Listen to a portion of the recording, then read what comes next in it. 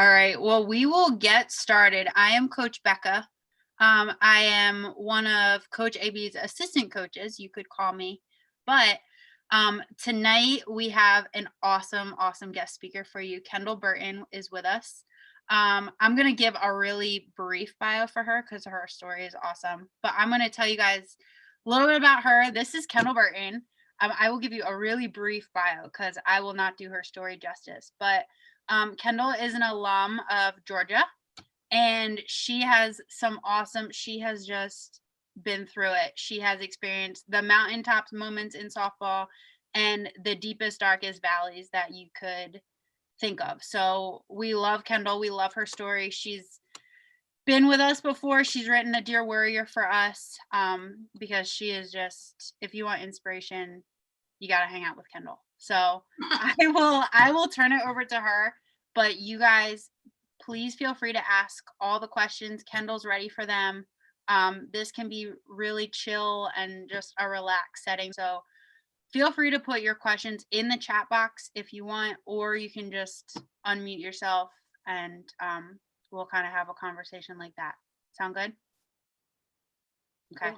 All right, Kendall. Sweet. Okay, so definitely take advantage of the fact that it is more casual. Like, that is a lot of Zooms that I do have like a lot of people on it, so it's really hard to actually answer all the questions and stuff. But so as she said, my name is Kendall and I am an alum of Georgia, but that is not the first university that I started with. I actually started at University of Texas at San Antonio, but my story starts way back when I was born. So I actually was born with a birth defect, and it's called a severe unilateral cleft lip and palate. And essentially that led me to 23 surgeries by the time I was 17 years old. And all of this time I was playing softball, I was playing volleyball, running track. And softball was one of the later sports that I tried. I tried dance and soccer, and it was not even close to what I needed, like at all. Found softball when I was 8. And it was just the magic that really lit me up, especially when I was going through all of those really, really hard, trying times. And so, as I mentioned, I had my very last surgery when I was 17, but that surgery, I had been committed to UTSA, but literally a year before that, I had my 22nd surgery.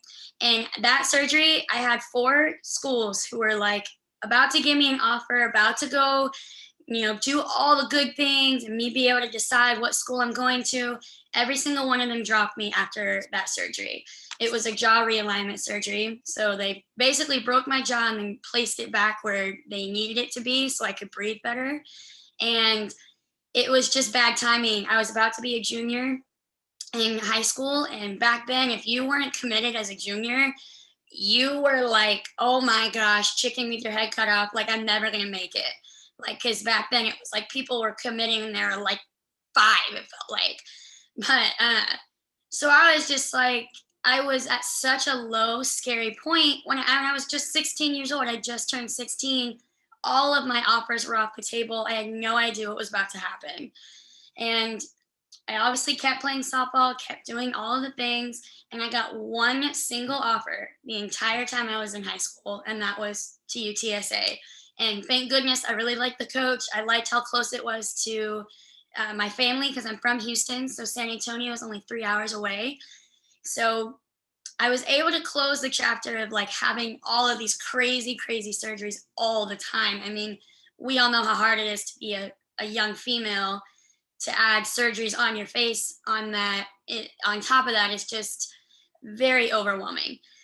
But I got to University of Texas at San Antonio in the fall of 2014.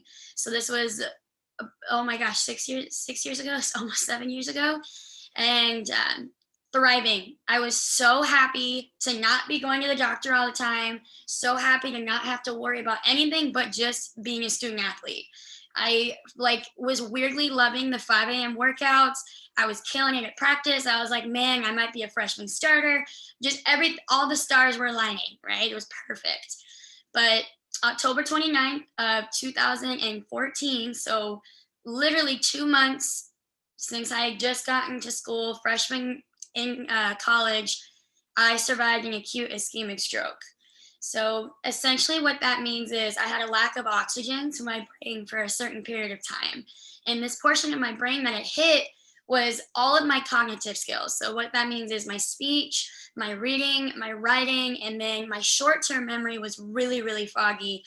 And so I went from being on the top of the world to literally couldn't even tell you what date it was or even spell the word cat.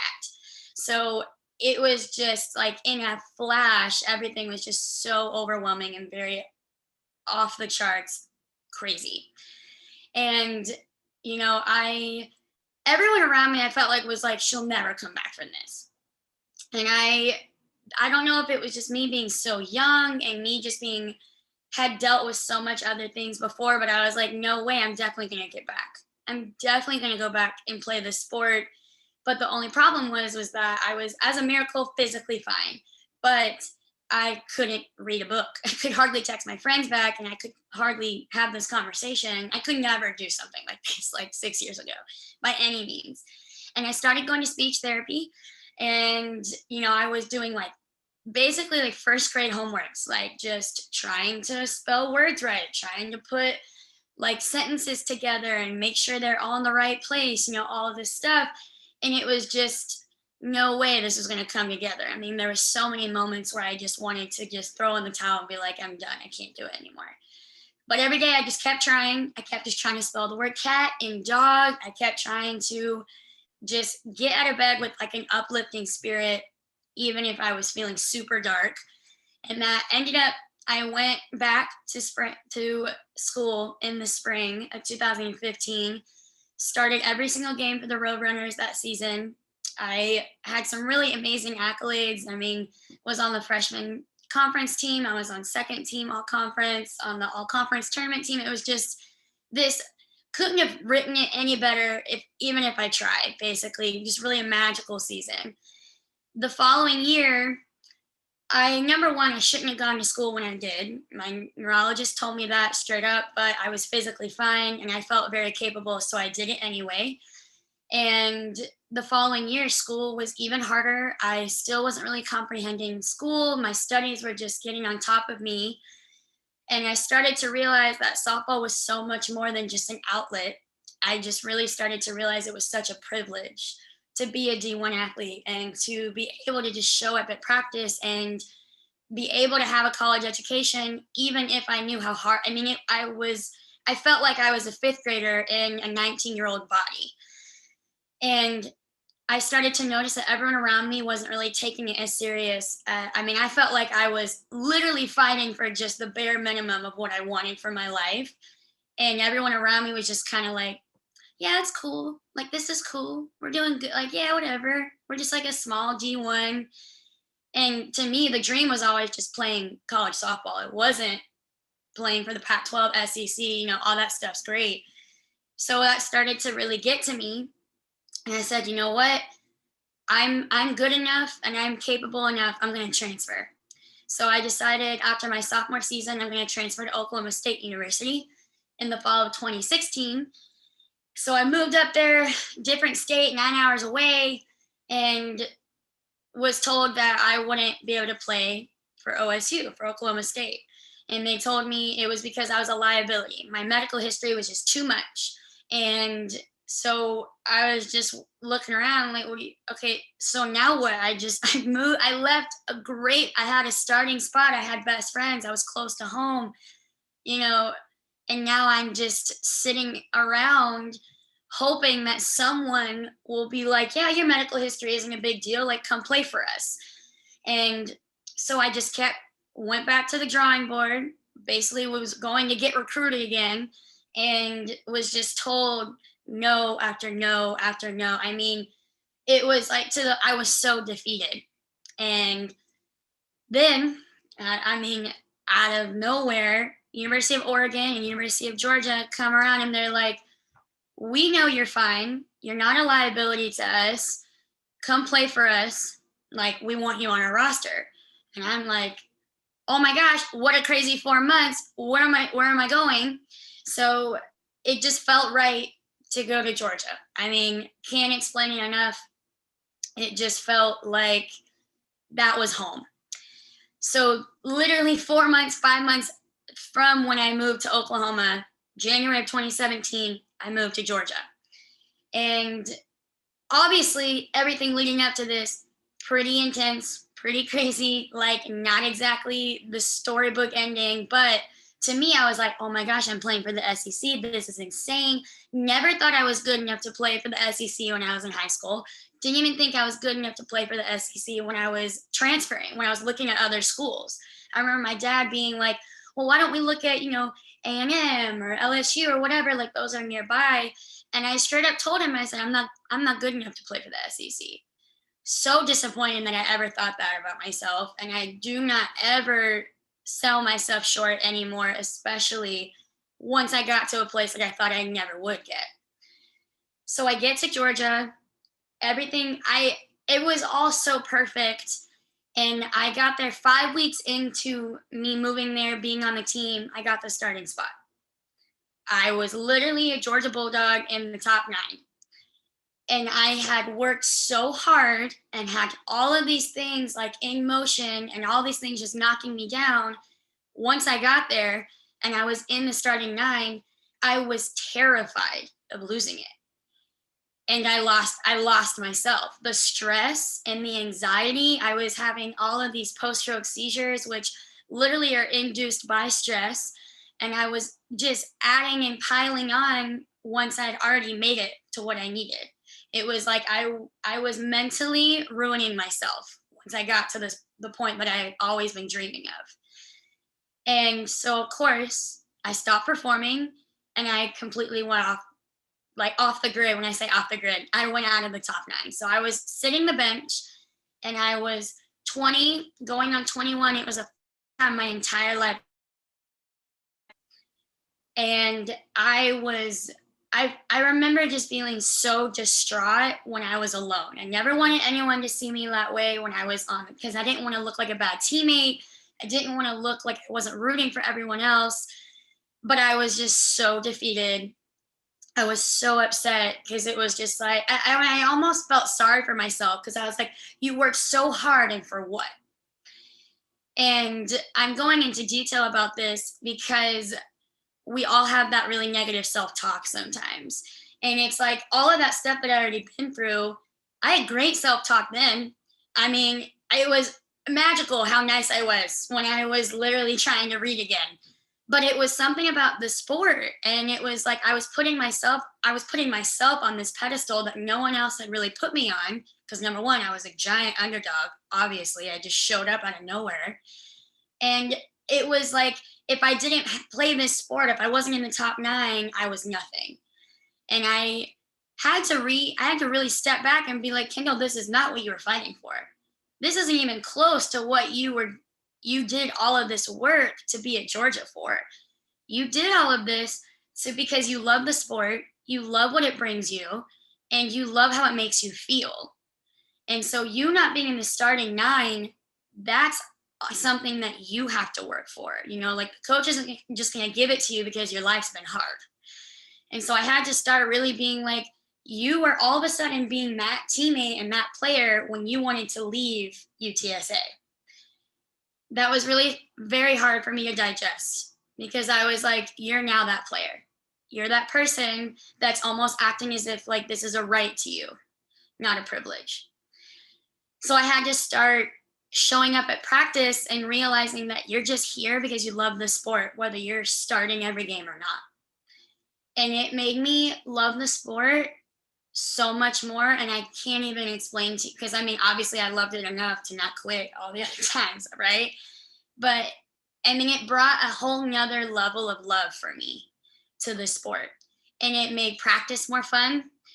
And it made me failing feel that much better whenever I would succeed, whether it was just me trying to hit a drop ball off of a machine, which is very hard, as we know, or, me just making a routine play and being like, man, that felt good. I could do that forever. But of course, I was like, no way I'm sitting the bench my senior year. Like, I definitely didn't just have all these like mental digestion realizations to sit the bench my senior year, like doing so much work mentally, physically. I'm not going to do that. And I strongly believe because of the mental work that I did when I wasn't getting the physical like accolades that I wanted from other people or myself, led me to literally be a starter my senior year every single game. And it led me on a journey that I was even more magical than my freshman year. I mean, I ended up going to the World Series, took my cleats up there for the very last time. I had an ESPN an article from ESPN written about me. Like I don't understand. Like why? I was just like, what? Like I felt like that's insane. And not to mention, I'm on the all raging team that year, and I got SEC Player of the Week, and I'd never gotten that at UTSA, and it was always like that was always a goal of mine. I was like, I want to be a Player of the Week in any conference. Like that's something I really, really want. First week of SEC play, I was like Player of the Week at SEC. So essentially, in a very long nutshell, I don't even know when I started that. That's my journey through softball, and there's so much more that I feel like my journey gives than just playing the sport. The sport gave me an edge because I loved it so much, but there's so many things that now that I'm about to be 25 years old, I'm like, I would have never gotten to this point if I wasn't playing softball. I would have never had that like self-awareness if I didn't play softball. I might have gotten there in like a few years, but I would never be who I am now. And I would never be as relentless and just constantly pushing forward if it wasn't for this sport, because I had something to push for. And that's going to look different throughout your entire life. I mean, it's not going to be softball forever. It's going to be something else eventually. And I'm sure Becca can attest to that too. Just like we're both kind of in the same like world of we don't play softball anymore, but it's like, what's next? What can we give and what can we really strive for? So I think my biggest message that I really want you guys to leave with is that you push forward for the things that you really want. And sometimes you push forward and you work really, really hard and you do not get the result that you wanted, but something else insanely magical happens because of that work that you did. So it's like all work is good work, even if you don't know where you're putting it. So that's that. And I give a lot of speeches, but I feel like that's my biggest thing that I wanted to share tonight is that all little work, all big work, no matter where it's being put, it matters and it's going towards something. So seriously, feel free to ask any questions at all, or just like ask me personally. I won't tell anyone that you ask me, like in the chat. Like I want to hear you guys. I want to like listen to you guys. I want to answer your questions, anything.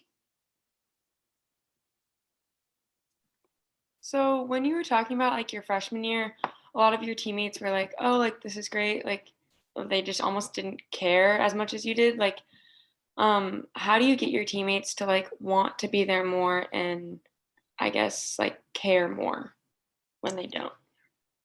So I think that I wasn't a vocal leader. I was always like a lead by example.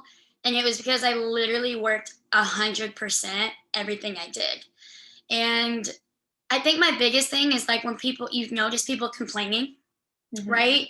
You don't want to be that teammate that just like gripes at someone and like yells at them, because in my personal experience, you don't really know what else is sitting on their heart and what else they're like worrying about in their own brain. But more of like, hey, like let's leave it off the field. If you hear them on the field, right? And this is just like a vocal thing. Yeah. And then also keep it light, but also work really hard. So I always say like, I always used to like think, have fun, but stay disciplined. And that type of energy, like people will feed off of it. Okay. So it's like politely addressing someone when they're saying things that are really negative and just bring everyone down.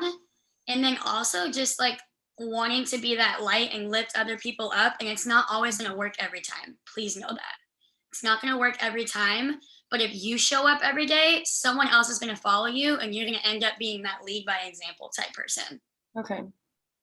That's my biggest advice. Becca, if you have anything to add to it, because I know you've probably been there, done that. So No, I think that's so good. And I think it's a really important point that you bring up, Kendall, too, of you never know. Like, you never know what's going on inside somebody's head, inside somebody's heart. So, and how many teammates do you have? You know, it varies. I had 30 teammates in college. Like, it was impossible to know everything that was going on with everyone as much as I wanted to. But I think, like, Kendall's point of like, hey, just show up and be the example and that positive energy and that positive light, and people are drawn to that. And I think, I think that's such good advice. And the advice too of like, hey, it's not going to work every time, and that's okay.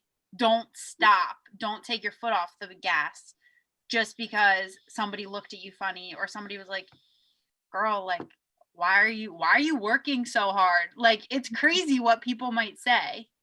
But keep that foot on the gas and keep showing up and being you and leading the best way that you can lead. Because the way that Abby leads is going to be different than the way Carson leads or Taylor leads, or, you know, and finding what flows with you and what's natural for you is, I think, a big part of it too. And then you can roll with it and you're just like, I'm going to go be me. You want to come along? Cool. Let's go. You know, eventually you're going to have bad days too. Like, people are going to show up for you when you show up for them. Okay. That's what a team is. That's why you don't play tennis. That's why you don't play golf. You know what I'm saying? Yeah. So just showing up even on your worst days and your best days. Like, it shows and it matters, and that's a part of that good work that goes in the right direction, even if you don't know where it's going. Cool. Thank you. Yeah. Kendall, can I ask you a question kind of bouncing off of that? Totally. So what you just said of like showing up on your worst days and your best days, like some days your best is like 25% of what your best is on your best day. Yeah. So for you, like, you're going through all of these, like, it sounds like it just like felt like there was just this cloud over you all the time. And you're like, how do I get out of this? And you're showing up for practice and you're putting in the work. What did you do mentally, or maybe it was a physical thing? Like, what did you do to keep yourself disciplined on those days when your best was literally 5% of what you had left in the tank? Like, how did you get through those days? To be very honest with you, I think that it was different in each phase, just because I was growing as a person as well. But it's like when I look back on, you know, when I had just gotten to Georgia and I got the starting spot, I lost it. And then I was having to show up at practice knowing good and well I wasn't going to start that Friday, you know. I think that my biggest thing was trying to remind myself who I was outside of softball. And it, like, because I was starting to notice I was feeling as if I don't have this, I'm nothing. I don't matter. And so it was just reminding myself, like, what I really like outside of softball. Like, I'm a very musically inclined, like, come from a musically inclined family. Like, I stuck with that. I, like, was playing guitar, and I wanted to get to know my teammates on another level. It was like, I was just doing the small things that would help fill up my cup when softball wasn't. Now, I mean, if you want to go back to like when I was at Oklahoma State, and I mean, that was like true darkness. But once again, it was doing things that I knew would give me life. I like to work out. I'm that type of person. I need to get my blood flowing. I got to do it. I'm a fitness instructor now. So like, it's what I just really, really love. But, you know, it was like, I made sure I went to work out every single day. I made sure that I went to the coffee shop that I really liked. I made sure that if I needed those mental moments where it was like, this is not a good day and it's not going to get better, I just need the next day to come. Like I like to go on long car rides, just like safely, of course, guys. Like I wasn't like, um, or like long walks, like stuff like that really kept me grounded. And the fog didn't lift. It wasn't like I was just cured, but it just gave me a different source of energy other than like being stuck. Even though I wasn't unstuck. I was still there, but it's doing things to get through hope, essentially, is what I'm saying. Like, to find that hopeful feeling again, you do the things that you really like. You do the things that you really love. You listen to that one song. You have a dance party. Like, it's like it can look so different for so many different people. And what you're doing right now as 15-year-olds or 16-year-olds, and even when you're 12, is not going to look the same when you're 25, when you're in that dark space. But you're just going to find those sources of light, those sources of hope, by doing those small, tiny things when you're in the thick of it and you have no idea when a better day is coming. At least that's how I handled it. That was my take on it. So good. It's like looking like where the light pours in like a really dark time. And I think too, like when it comes down to it, that's like self-care in its purest form. And I think a lot of times when we think about self-care, guys, like I just think it's like, oh, bubble baths and like manicures. And I'm like, I don't like doing that. Like that is once in a blue moon. Like that doesn't, yeah, my nails are done, but I hate going to the nails. I hate it. It's not fun. I'm not enjoying myself like at all. It's taking forever. I can't do what I want to do. Like, yeah, self-care looks so different for everybody. I mean, it's so true. Like working out probably isn't a part of someone's self-care. It's mine. So like, you know what I mean? Totally. Yeah. And it's like, how applicable is that even now? You guys, I don't know everybody's school schedule, but like who's virtual now? Who's in person? Raise your hand if you're virtual.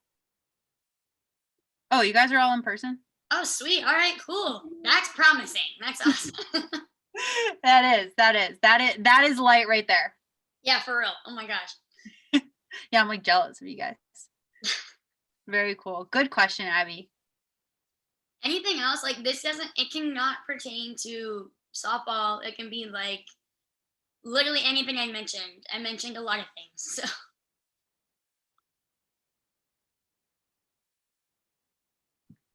How do you like I kind of being? connected with your story. I had an injury when I was 12 and then another one when I was 13. And I had a really tough time staying motivated to continue to play. And how did you stay motivated? Like not doing like softball things, but like what kind of things outside of like sports in general did you do to stay motivated? So first of all, I have to ask before I answer this question. Do you play guitar? Are those yours? Or is they your dad's? Yeah, That's yours? they're mine. Oh my gosh, my Yeah. guitar. I'm looking at mine right now. So it's funny that you say that because that was something that I went to, like that's something unless you hurt your hand or your fingers or something, then obviously you couldn't play guitar. But I would stick to the things I wanted to get better at, and I never had time to do so when I was playing. I really like playing guitar. I'm just now learning how to play piano, and so small things like that kept me motivated because once again, to tie it back, it reminded me that I'm more than just a softball player. Like it's the best thing that I do. It's the thing that makes me feel the best. But we all know that softball doesn't last forever, unfortunately. And things that I really love doing outside of softball, like I can't actually play it. I like to watch it. It makes me feel good. It makes me like reminisce, and I'm like, oh my gosh, like I love that. Or how bad was your injury, if you don't mind me asking? Like, was it you just couldn't play, or you couldn't like practice, or? My first one, I sprained my back, so I was out for probably 2 months.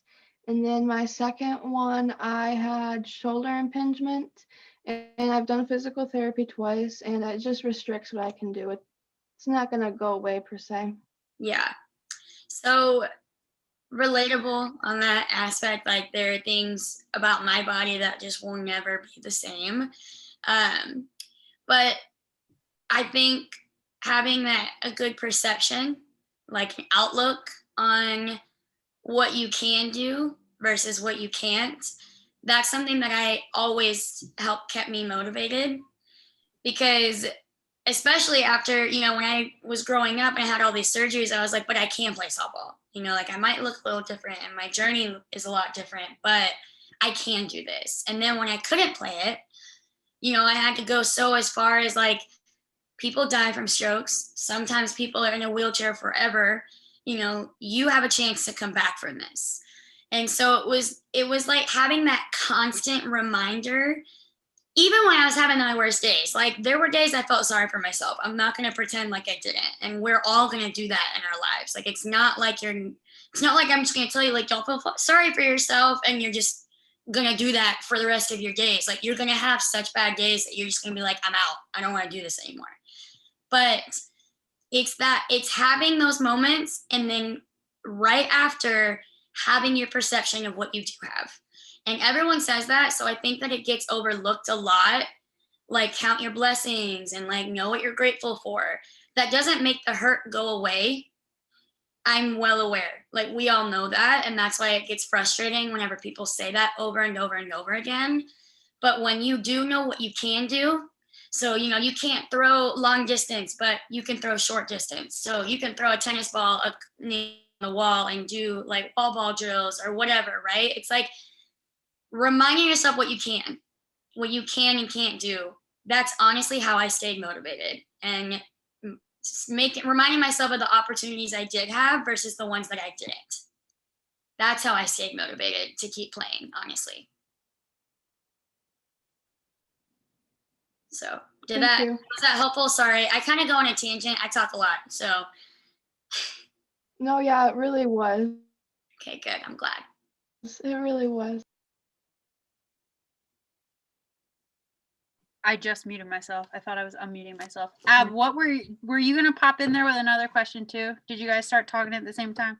Yeah, I was just gonna ask her like how you liked being a personal trainer and like an athletic trainer. Oh man, I love it. I work for another company, so I'm actually a group fitness instructor, but it's awesome because it gives me such a great source. Like I have clients, I impact people like all the time, and it makes me feel, when you show up to practice, like you're needed, you're wanted, you're expected to be there, and that it fills up that cup of what I'm missing from softball, because I do miss it a lot. So that's number one, the impact and just the expectation of me having to be somewhere and be somewhere for another person. And also you're bettering them, you're making them feel motivated, you're making them feel good. So yeah, I do really love it. I don't know what my life's going to look like forever, but as of right now, I really like that and coaching. Taylor, you've been very quiet. Anything? Not really. Okay. Is that something that are you looking into that? Yeah, I've always wanted to stay like within sports and things, and so I was kind of either thinking about like athletic training, like personal training, stuff like that, or like physical therapy, because I've been to countless physical therapists and they've helped me so much, and so I'd love to do that for somebody else. But yeah, totally. So the route that you're going, there's a lot of school involved, but so worth it if you get to the line. So like it's super great. I mean, I especially really loved my bonds that I had with the trainers in college. It was just something. I mean, I still text Ryan like all the time, so it's like, and you got to really love yelling at people and also like making workouts and stuff that's the best for them. But I bet you'd be great at it. You have a really good vibe and you're very like bubbly and kind. So I bet you'd be awesome. Yeah. Very cool. Very cool. Well, it is 8:43. Sorry, we went way over. So No, you're good. You're good. I just want to be respectful of your time. if there's any other questions, I'll answer. Yeah. Anybody have any last questions? Just one quick one, sorry. No, by all means, there's no one here. Take it. When you were on like calls with coaches and things, like what kind of questions did you ask them? Like, I guess, what did you talk to them about? That's a great question. So I always got really stuck on this too. I was like, what am I supposed to, like, I'm like on the phone. I'm like, Dad, what do I ask? And so one thing that I would, if I could go back in time, I would ask, what type of practices do you run? It's like, because, and that's a very broad question. They're probably going to be like, well, what do you mean? Just what position do you play? I catch. You're a catcher. Okay, see, this would be a perfect question for you. Because here's the thing, you're not ever going to do a full team workout, right? Like, especially in college. Mm-hmm. And I'm an outfielder. So basically, outfielders and then catchers, they essentially kind of like do their own thing a lot from what I remember. Like, all of my schools were like that. Mm-hmm. Because it's just a very different, infield, you can do it with literally the whole entire infield. Yeah. Catching, you can't do, X, Y, and Z drills and blah, blah, blah. Mm-hmm. So it's like, you can ask them questions like, do you have specific, times where the catchers go off by themselves and work on their mechanics or, X, Y, and Z, and like get a feel for their coaching style, because I mean, that's your boss. In its nutshell, like we say, college softball is somewhat of a job. It's the best job you'll ever have. Mm-hmm. I'm not a mom yet. Everyone says being a mom is the best job you'll ever have. But as of now, for me, the best job I've ever had was playing college softball. Mm-hmm. And that's your boss. He's gonna tell you what to do and where to be and how to do it. So asking questions that are more in depth that pertain to you. Do you know what I mean? And then, you can go as far to ask, like, are my parents allowed to, am I able to have dinner with my parents on away trips if they go, or, get checked out? Because some coaches are real intense with that. Yeah. So it's like good to know, just have a heads up, like this is how life's going to look like. Okay. And, you can always ask really fun questions. Ask them what their running test is when you go into school. So yeah, because it's always nice to know what you're getting yourself into. Yeah. So yeah, it's like don't think so surface level. Like, how's the school? Is football fun there? Like, what can I do? Like, don't go more in depth of like how you're gonna live your life there. Mm-hmm. Do you know what I mean? Yeah. But also live your life, but cater it to them. So it's like, they're seeking you, but you're also seeking them. So. Yeah. Always remember that. You're dating each other is essentially what I'm telling you. Thank you. Yeah, of course. I hope that helped. Taylor, what do you got, girl? I saw that hand go up.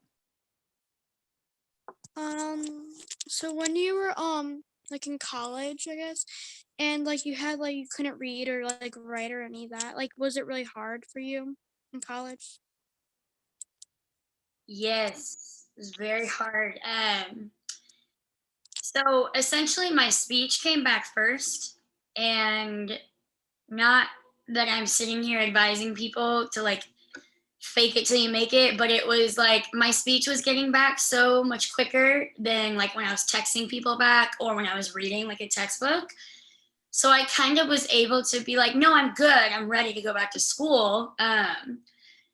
And I wasn't, excuse me, my voice is very gone.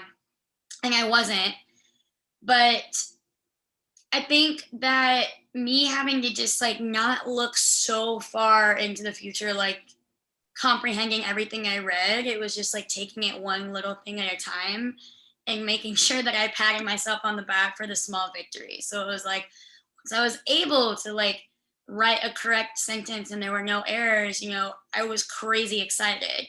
And so you can do that with literally anything, it's like you people say to celebrate the small victories for a reason, because essentially it's getting you to the bigger picture. So I think it was very hard. It was super challenging. I was so excited 2 years later when I read like a full paragraph of something, and I was like, oh my gosh, I understood. I didn't have to reread that. I know exactly what I'm doing. Like, this is great, you know? And it made it more special. And honestly, if I would have gone back to school when I should have, which would probably would have been a year, I wouldn't have gotten to Georgia. You know what I mean? So it was like I was being very impulsive. I was saying I could do more than I really could. But that was a bad decision, but it led me to some really, really amazing ones. So it's kind of just, I put myself in a bad spot, but I had to get through it. I couldn't just quit, because I made the decision that I was gonna do it, and I was gonna get through it. So long story short, to answer your question, yes, it was very hard. Yeah, good questions, guys. I want to Thank ask, Kendall, can I ask you one more question before we go? Yeah, of course. As long as everyone else good, you have to like run away for dinner or something. Okay, yeah, cool. Yeah, you guys are all good? Okay, so I first heard Kendall's story. I had just connected with Coach AB, so I was still in school, and I was like listening to Kendall's first time you came on as a guest speaker. I was like cleaning my room or something, like between practice and lift, and you use the analogy of like a chain and like unknotting things in the chain. Can you just you don't have to go like super deep into it, but honestly, like that was one of those things I was remember I'm like in my room, I was like, yo, that's so good. So that's helped me with like so many things. So I wondered too if you could share that with the girls. Oh my gosh, yeah, of course. So the first time I was a guest speaker, I essentially went through, I formatted the speech as if I had a necklace, and you know when you have a necklace and you like throw it in your bag or whatever, and then it has like 4 or 5 knots in it. And basically what I was explaining in this other speech was that it's so annoying when you're having to get those knots out, because it's literally impossible. You're like sitting there and you're constantly getting more frustrated as you're trying to get the knot out. And then, you know, I was talking about how sometimes it's like just like it's a really big one, but it's actually really easy to get out. And then there's those really, really small ones, and you can't even see them on the chain. And then you have to sit there for like an hour and just like pry your fingernail through it to get the knot out so you could wear the necklace again. And it's like perfectly intact and it looks great. And so essentially I was going through my life story, and I was just constantly having to take one knot off at a time. And it felt like it was never just like perfectly clean. You know, I was like constantly just pulling out small knots, big knots. And it really is about life, because it's like you half the time, sometimes your necklace change is going to be so perfect. And then all of a sudden one day you can be like, what the heck, how did this happen? You slept on it wrong, and then your chain's all bundled up. And I was just like going through the fact that you can't, when you're in those really frustrated states, to me, that's like that darkness, that like big cloud, that fog. And it's like you have to just see it for what it is, and it's not going to come out easy. You know, you're going to have to just work at it, and it's probably not going to happen in 2 seconds. Maybe you shouldn't sit there for an hour and take the knot apart, because you're probably just going to get more frustrated and more angry. So I just love that analogy, just because it's like you have that visual frustration. We've all been there. We've all been so mad that we like threw it across the room, and then we like asked our dad to get it, and he was like, well, I can't get it, my fingers are too big. Like there's like all these things, and it's like you really just have to sit down and calm down and do it yourself. And no matter how long it takes, no matter how hard it's going to be, you just got to do it, because you want to wear the necklace, and you are a necklace, essentially, is how I feel about it. So it's like you gotta untangle those knots. There we go. Okay. So good. Such good stuff. Guys, I use that analogy like to this day. Like I think about That's so awesome. I love that. Yeah, well, awesome stuff. Great questions, guys. Kendall, thank you again for joining us. Yeah, of course. Anytime. Yeah, this was really cool. And like the small group setting, you guys, I feel like asked some really awesome questions and we could really have a cool conversation. So if you guys wanna, I will download this conversation. I'll put it in your portal so you guys can watch it back over again. Our teammates and members who couldn't be on tonight, they'll get a chance to see it. So this will be on for you guys by Saturday to have for you, and you'll get a little email from me about that. But other than that, we will wrap it up. Kendall, thank you again for your time and for coming and joining us again. Yeah, of course. I really enjoyed it. Your questions were awesome, guys. And then always feel free to reach out. Any questions, anything at all. Is there somewhere, Kendall, like social media and stuff where they can follow you? Yeah, it's here. I'll put it in the chat actually. Perfect. And if anyone wants, no pressure. But that's my Instagram. Just at Kenny Grace. I don't have TikTok. I need to get more into it. Twitter. Instagram is the place that I spend most of my time. So that's in a nutshell. Yeah. Very cool. Good stuff. Well, thank you again, guys. Awesome questions. I hope you guys enjoyed it. I'm sure you got so much out of it. Kendall, thank you again. Yeah. So we will wrap it up. Do you guys want to do a quick screenshot? So Coach AB can do it. Yeah. What are we thinking? Who wants to pick? Who's got a good idea? Was there like a symbol you guys always did at Georgia for like when you guys took pictures or anything? No, you're so boring because like we I don't know what we did. We didn't do anything. We just we're like go dogs. We didn't have like a hand thing, which I always thought was really weird. But what did we say? Oh no, we didn't. I mean, this is something like this is bulldog and this isn't right. Don't do what I'm doing. This is not it. I don't know what we did at Georgia. There wasn't necessarily a thing that we did with our hands, at least. I'm trying to think what that would be. You can't make a G with your hands. Yeah. Literally impossible. The YMCA. Is there something that Abby? Do you guys do one? Do you guys have a little symbol? We didn't have one either. My team doesn't have one. Nobody's. Oh man. All right. What are some other ideas? Back to the drawing board. Carson, you have an idea for our screenshot? I'm gonna have Kendall choose if you guys don't have any good ones. What do you think, Kendall? I don't know. I wish can we see everybody? Can you do the view of everything? Who's who? We could you know what I'm talking about? Oh yeah. So the Birdie Bunch. You guys are too young for that, but you know what I'm talking about? You look up and you Oh, that's perfect. Yeah, you guys want to do that? Okay. We're just doing it. Okay, so how? Okay, I'm in the middle. Does everybody see that? No, I think it's different. Where is it for you, Abby? You're on mute. You're on mute, Ab. Sorry. I'm in the middle and the top row. I click gallery view at the very top, and that's how it kind of gets everybody. But okay. So she's taking a screenshot, right? Yeah. So I think we have to do it according to mine. Yeah.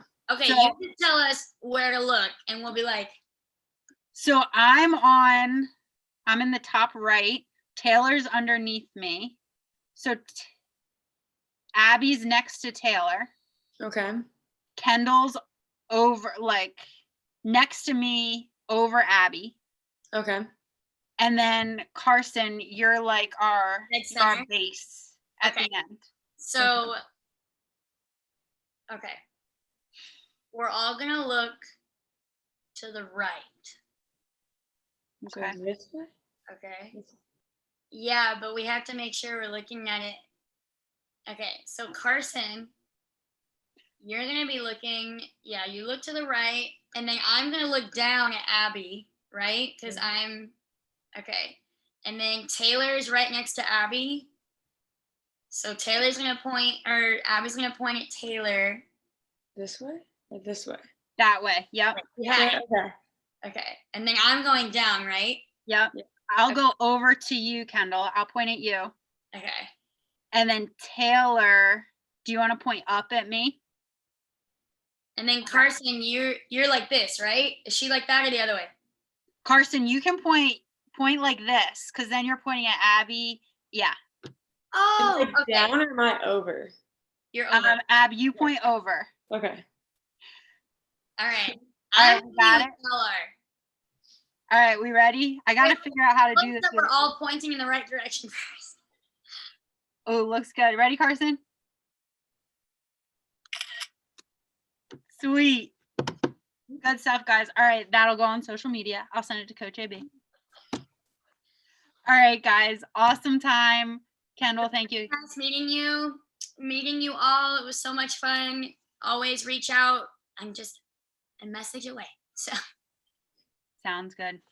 All right, guys. guys, Thank you so Bye. much. of course, absolutely. Thank you. Okay, I'm a press leave now. But it was okay. All right. Bye. I'm ending for all. Bye.